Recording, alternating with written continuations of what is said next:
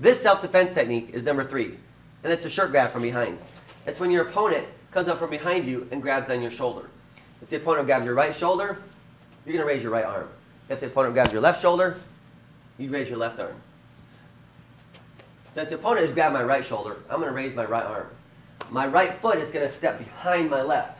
So I raise my right arm and take my right foot and step behind my left. I'm going to turn my body, swing my arm over my opponent's arm, trapping his arm in my armpit. Take my left hand, push down on the shoulder blade. From here, what I'm going to do is I'm going to pull him up. And as I pull him up, I'm going to take my right hand and ridge hand right to the top of the head. Let's practice the self-defense technique number 3 again. Mr. Madison's grabbing my right shoulder. I'm going to raise my right arm. I'm going to take my right leg, step behind my left.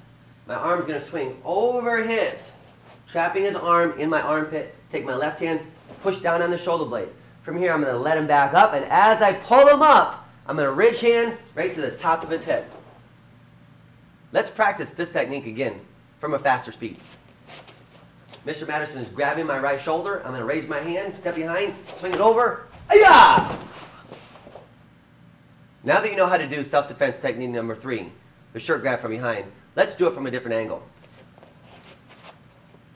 Mr. Madison is grabbing my right shoulder, so I'm going to raise my right arm.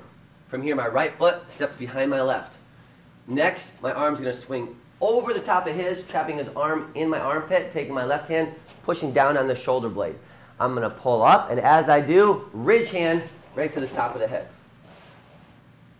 Let's practice that again from a different angle and a little faster. Your opponent's grabbing your shoulder, raise your hand, step behind, turn, and ridge hand. Ayah!